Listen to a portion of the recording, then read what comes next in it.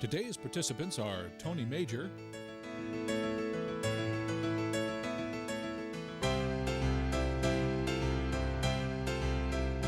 and John Weishampel.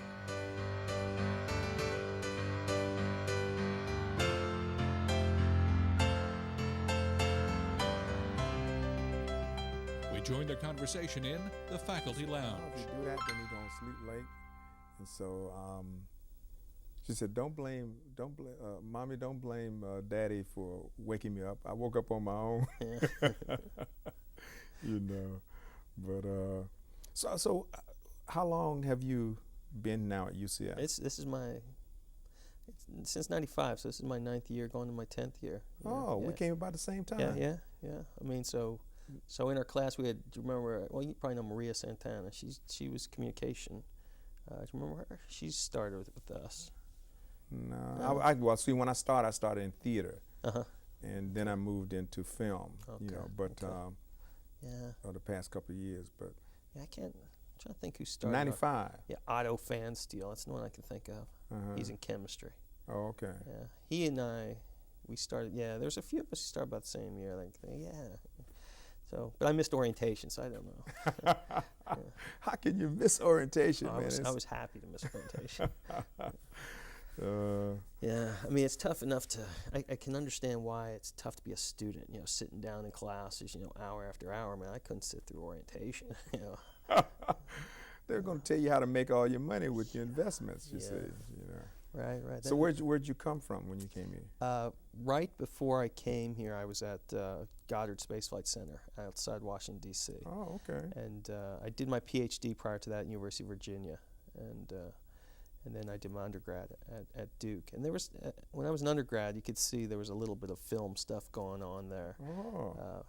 We had some Hollywood connection going on at Duke, and they would send students to Hollywood each year and do stuff. Okay.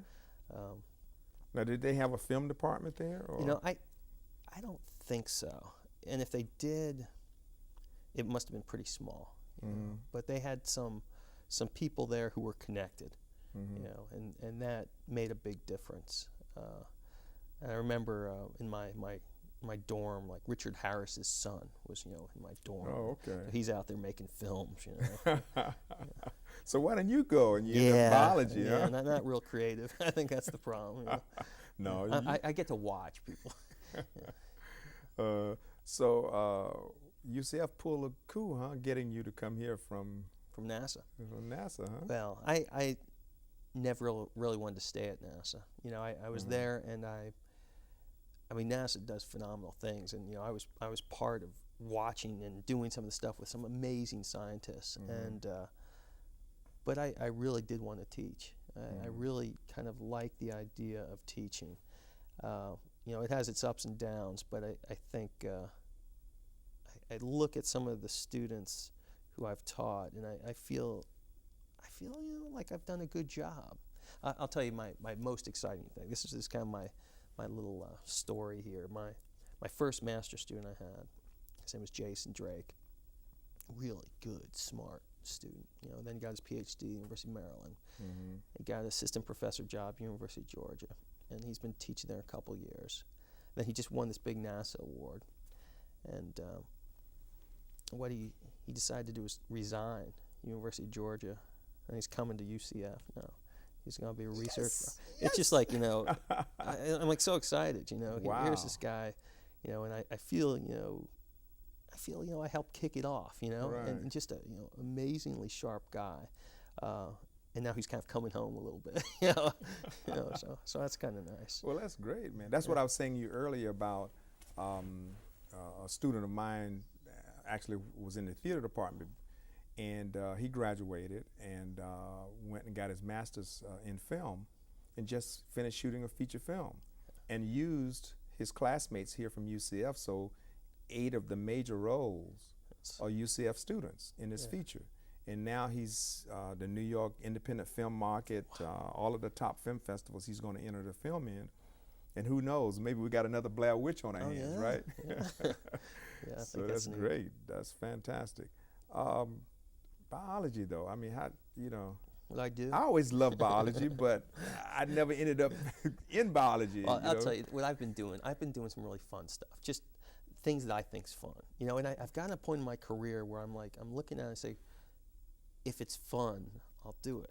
You know, so I have this, you know, little gauge in my head. Mm-hmm. You know, my biology isn't very laboratory oriented. You know, I'm not doing a lot of, you know, manipulations in the lab or anything like that. I tend to, you know, explore the outside world. And so my work has mostly been in the tropics, doing tropical forestry work in Panama and Costa Rica. And I had done a little thing in Australia too. Suriname? No, I haven't go over there, but I have a buddy who he's actually a soccer coach, and he's from Suriname, and I'd love to go there. You know, oh, I really you should would, miss yeah. it. They had a thing at UCF Thursday night on Really? Suriname. Really? Yeah, I'll Oh, give you the man. information, man. It was. And they then- had a little travel, a little video. Oh, and they travel have thing. some of the. I think as countries go, proportion-wise to its size, they've set aside the most national parks. Right, they're for trying to forest. keep it, even Yeah. though the trees are beginning to. You know, But everywhere. that's an area of the world I'd like to go to. Right. And but now I dabble though. What I find myself doing is, if someone has like interesting things, I look to see what they're doing, and I kind of latch on to them and do stuff. Like we have at UCF, we have this professor. His name's Lou Earhart. He's a sea turtle biologist, and Right, just a phenomenal sea turtle biologist. You know, he just became a professor emeritus. And I looked what he was doing. I thought, you know, that looks like fun. And so I dabble a little bit in sea Right. turtles, you know. So I said, you know, latch on to him a little bit, see what's going on there, and kind of explore, you know, what's happening there. We have a marine biologist, and she went down to the Keys, and so I kind of tagged along a little bit. Oh, okay. We have a marine mammologist, so I'm starting to do little manatee things too. So I'm starting to explore, and I somehow convinced the College of Arts and Sciences to buy me a boat. So I'm like, yeah. Hey, you need to be a producer, huh? Yeah, I think so. You know, bring in this stuff. You know. You can bring in the funds. I can go shoot the film, and then we take the students, and hey, you know. Yeah. So I'm kind of thinking, you know, I look at the rest of my career here, and I'm thinking, you know, I'm doing things that are fun, you know, things I want to do. Students love that. Oh too. yeah, and it reflects it. You know, we'll go out on the St. John's River and learn about the river, and it is an amazing place. And the more I learn about it, I learn how much variety there is there, and how unusual it is. You know, the St. John's River was, you know, written when it was explored by some of the early botanists in the 1800s. You know, they wrote, you know, what kind of Florida fauna and flora were out there, and then they sent them back to England, and you know, some of the Romantic writers wrote about it, and Xanadu, a poem, is really based on the St. John's River. You know? Really? Yeah, and it is beautiful. Wow. I mean, you have these springs coming up. You have manatees. You have, you know, lots of alligators, and you know, just a lot of vegetation. But it's lush, and it's something that I want to learn about. So I can see myself starting, kind of moving away from the tropics, and just kind of studying the backyard, which I think will be more rewarding in a lot of ways, because I think it's hard for me to make a difference what's going on in Costa Rica or Panama or something. But here, you know, I can help formulate policies, really. I can say, okay, if we want to preserve this area, this is what we need to do. And I can become much more of a local expert. And that's what I think I've learned from watching Lou Earhart. I said, okay, what does Lou do? Well, Lou, I think his job's perfect. You know, it's not perfect for everyone, it's perfect for me. What he does is he goes to the beach every summer. You know, he watches the turtles. He monitors the turtles. He nets the turtles. He studies them thoroughly in and out. So he's a turtle expert. He's you know, the most famous turtle expert right now in Florida, because he's kind of dedicated his life to it, learning about it, and he was critical in establishing a national wildlife refuge, the Archie Carr National Wildlife Refuge. Right, I remember. You know, and reading that's a about big impact. I mean, so he has a legacy now. You know, his legacy is you know, this park that will hopefully, you know, live forever. You know, and that's because there were scientists like Lou who dedicated, you know, their life's work to it. Wow. You know, because that's really one of the reasons that I came back to Florida. You know, I'm originally from Florida, from Sarasota, but the reason I came back was because I really wanted to leave a legacy in terms of helping start the film industry in Florida. I knew it was supposed to have had some type of industry going, but I said if I can come now and be a part of that rather than waiting till it becomes big and then coming here and saying, jump on the bandwagon, yay, look at me. I wanted to come early and be a part of the formation, you know, of that, and maybe help develop some. So maybe some of the, might be past my time now, but some of my students can now become that instrument to embellish the film industry here in Florida. I mean, it is phenomenal. I mean, the weather's right, the time, I mean, the locations, I mean, the talent, everything is here. So why not, you know, make it, you know, that type of an industry. So that's, you know, that kind of dedication in terms of what you're talking about in terms of biology and turtles is what I feel in terms of film, you know, in my area. Well, you know. the neat thing that I see about films and art and literature, and I think I'm coming to realize this kind of in some cases I think it's sad, but the reality is, you know, I can write a scientific paper. You know, I can write a scientific paper. Well, you know, how many people read that scientific paper? Maybe 100, maybe. How many people actually use that information? You know, maybe 10. You know, it all depends. You know, maybe I write a phenomenal scientific paper, you know, where, you know, it will change the world. But in most cases, the science writing, I think, is crossing T's and dotting I's. You know, kind of, you know, adding to it, but not necessarily revolutionizing the world that we're living in. The bigger impacts I see are things that people, you know, are watching in film. Film is very big, and I also see a competitor of film, or maybe a collaborator, are video games. I look at them and I say, you know, these are impacting people, you know, one way or another. You know, it's, you know, mostly it's just all for fun, mostly. But sometimes there's little take-home messages here and there, and certainly film, I think, tries more. Film, I think, is not as so much just, you know, sheer entertainment oriented as most of the games are these days. But I think what I'm trying to do also, where I'm interacting with some of the digital media people, I'm trying to create a game. But I see this as a learning tool, where children who are less familiar with the outside world can kind of explore this virtual game that maybe will help lead them to explore the outside world. We're at a time this year, they say, is the first year where the majority of the world will live in an urban setting. So what that means is the natural world is more foreign to people. And so what I'm going to try to do, you know, we're building this virtual forest for the Orlando Science Center, is trying to kind of merge the two and maybe make it more of a portal that people can say, okay, I've kind of explored the natural world, you know, in the virtual environment. Well, maybe now I'll be more likely to go out and explore the natural world in its real environment. That's great. Yeah, so it's kind of a weird twist. You know, so I've kind of, you know, started with biology. I mean, some of the biology I did was, you know, really traditional biology, but now I'm kind of merging into weird little realms. But it's exciting because it is that one kind of interfacing. You know, so I'm learning how digital media is working, or how it works in some respect. And I think it may help educate our children, and I think that's where the impact is. You know, the biggest impact, you know, isn't so much.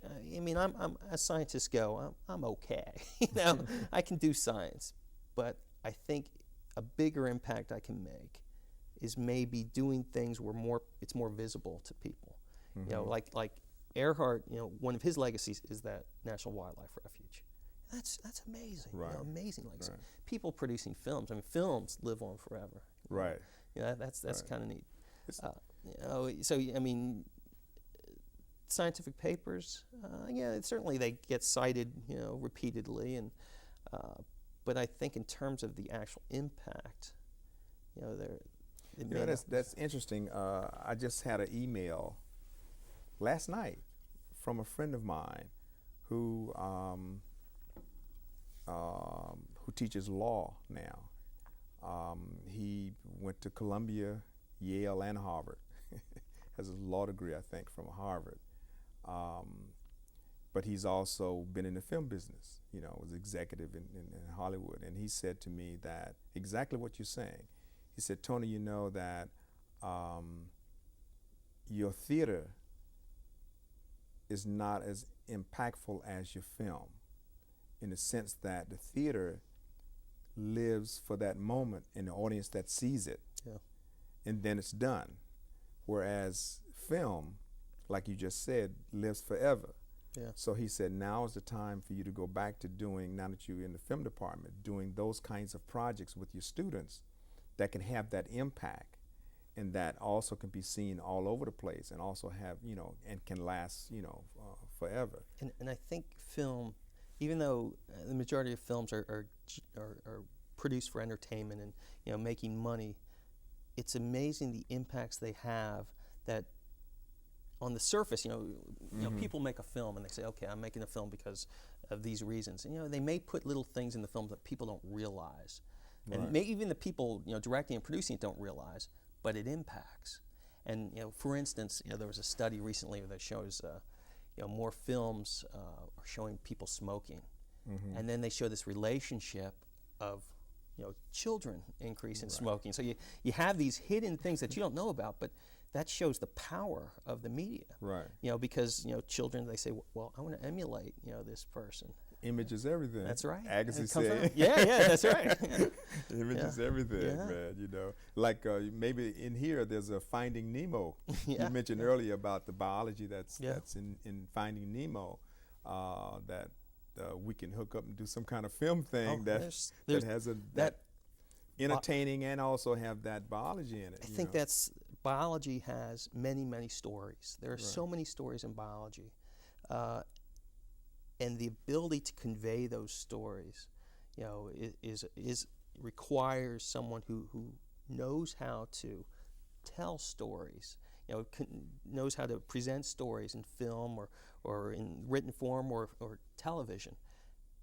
And the only way that I think we can preserve, what I consider important, natural systems I think are very important, is if we can convey the importance of them to everybody.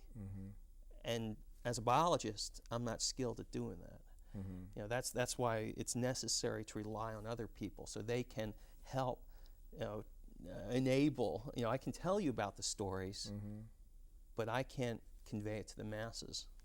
Well, you know what? It's interesting now because the new head of the film division is Phil Peters. He developed the game for X-Files. Okay. Yeah. So when you mention about developing a game with biology and learning process and environment and stuff in terms of make it interactive, I mean, he might be someone that would be able to guide or connect with in terms of that, because that was his development. Oh, see, I looked at science centers.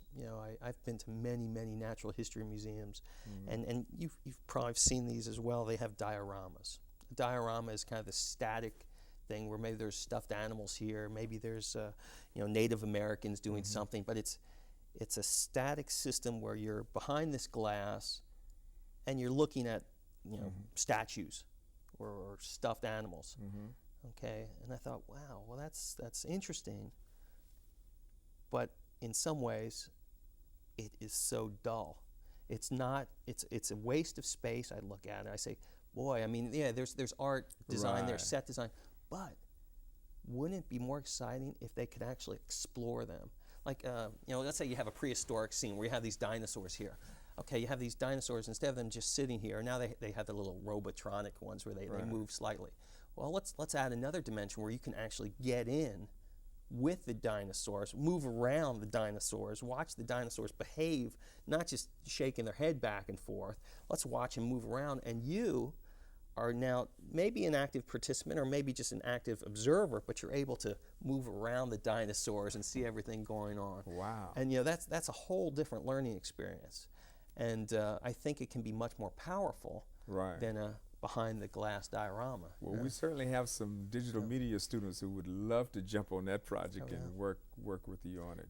You say you have some now. I have about 10. I have about 10 digital Wow. media students, and some of them are just phenomenal. And I've been in class with them because when I first got some money to do this, the National Science Foundation is paying for this, and I said, well, I better learn something about it, And I learned very quickly how inept I am at doing some of this, and I just watch these students who are extremely talented, and they're able to create these virtual worlds. And not only that, you have these students. I grew up. I played video games, but not like these students. Right. These students play video games, know histories of games, know lineages of games, know different terminologies. They know how to describe these things. My son, who's 7. I mean, his thing though is NASCAR. So I had to buy him this wheel, and I mean, here he is going around every track that the actual NASCAR at 170, 180 miles an hour. Yeah. Now, of course, if the car crashes, he can go back to the pit and start over. Sure. But I mean, and he'll sit there for hours. Yeah. I mean, yesterday I just had to tell him, look, you've been on there too long, get off of it, but I mean, from sun up to sundown. But I mean, into that interactive. So he can design the car. Yeah. He can put, he's a Jeff Gordon, fan, of course. But I'm Jimmy Johnson. He gives everybody in the household a name, right? Yeah. But he can paint it. He can design it. He can drive it. He can fix it. He gets the real sounds of and he can design the courses. The courses. It's fun, and he just loves it. Yeah. So imagine doing that in a historical manner with biology or dinosaurs or whatever. I mean, that's a phenomenal creative tool. Right. And what you learn, what I've learned, watching some of these games, for the most part, the games, I think, are limited in terms of, learning. But they could be so powerful. I mean, they really could be powerful. And I think we're just starting to explore, how we can use them as learning tools. Your son's ability to master these tracks and memorize, where the turns are coming up and know when to take pit stops. All these details. He told me about some track that is not flat anymore. It's a 20-degree angle. Yeah. A Homestead. Yeah. And okay, I have to know these tracks because he quizzes me on them, right? Well, quizzes his mother. But anyway, he knows all the tracks. He knows whether they're oval or round or whatever you call them. He knows what cities. He knows the states. Yep. So he learns all of that. And Monday morning I can't get my new sports page because he's got the sports page. So now he's reading the newspaper stories, and he's writing reports and drawing events that happen during the race because he doesn't miss a race now. And think of, so the offshoots are learning how to read the newspaper, learning how to the angles and physics degrees, involved, the physics involved. Yeah. The pit stops to this. How you have to wind draft. Yeah. I'm saying, what is he? This is 7 years old, man. I had to lift the wind draft and go to the inside, and he knows the dynamics of all of it because he's learned all of those extra things that picks up in terms of the math, the reading ability, comprehension, and being able to write a comic book and write stories. It's phenomenal. And I mean, my son, a little older, he's 11, but he was involved in the Pokemon craze. Okay. So I mean, he memorized all these pseudo creatures. He understood what creature changed into another creature, how they were related in terms of this is a plant Pokemon, this is a fire Pokemon, this is a rock Pokemon. And you understand that these children have almost like an infinite capacity to learn. Right. And these games, they're latching onto them, and they really help facilitate some of these things. My daughter's 3, and she's on the computer by herself. Yeah. I mean, with her games, and she just no, let me do it. Let me do it. I mean, unreal. I mean, she's not even reading yet. I mean, she's reading. She thinks she's reading because she reads, every book every night. But in terms of her playing those games and knowing what they do and how to manipulate that mouse and work, it's So we've gone beyond from being kind of, passive, TV watchers. If your son's able to, he can watch it on the Speed Channel, or he can drive it. Right. He can do it. Right, he can do it. I mean, he's got the floor pedals and the throttle and the brakes and the this, and he knows, you know, oh, I burn up the engine because I didn't, the revs and the, and I haven't been involved with this, but I know some of my friends are, but they, you know, they're doing the interactive stuff through the internet now. Mm-hmm. So I mean, like one of my friends, he was involved in, like, he had a flight squadron, you know, which are buddies of his that, you know, reside all over the world, but they can fly together and go on missions and things like that. I have a friend like that in New York who does that. He has things set up, and he has the wheel, and he actually flight, and he said, it's actual real, and they actually fly into the real airports and the, you know, the whole. So my son is into, I mean, he's into that too, you know, the planes and the cars and all that, but he's just NASCAR on the brain, you know, from the time he wakes up till bedtime, you know. And but, the other thing that I can see, some of the applications are, you know, if you want to start exploring microscopic worlds, I mean, you can, if you want to go, I mean, the classic movies, you know, Fantastic Voyage, you know, where you're a little, you know, microscopic thing going through someone's, you know, body. Well, we can do that virtually. You know, we can explore cells virtually. We can go to any ecosystem we want. We can go to any planet, you know, if we have the information what it's like, and we can explore it. There's a group with your digital media group that I'm tangentially involved with that produced this thing called Red Planet. Okay, so they're kind of designing this movie ride to explore Mars. And I told him, I said, well, because I worked at NASA before, I said, well, you know, you could actually get the topography of Mars if you wanted to really add another layer of realism to it. You could have them explore actual, you know, geologic structures on Mars. You know, you could go to the giant mountain. You can go to these craters. You can go do that because those data are out there, and now you can integrate it in this virtual world, and that would make it more powerful. And, you know, imagine astronomers. I mean, from years ago. Now you could say, well, we'll just take you there on the computer and explore it. Wow. Because I've always, you know, I've always had these crazy ideas that I wanted to make my ceiling like that, you know. But I even actually went to the National Museum in Observatory in New York. And at that time they had some little machine, but they said it had to be a dome shape because I wanted to lay back and just the stars and, you know, I mean, the whole galaxy was just there for me. You know what I mean? Oh, was this at the Rose Center at the National Museum?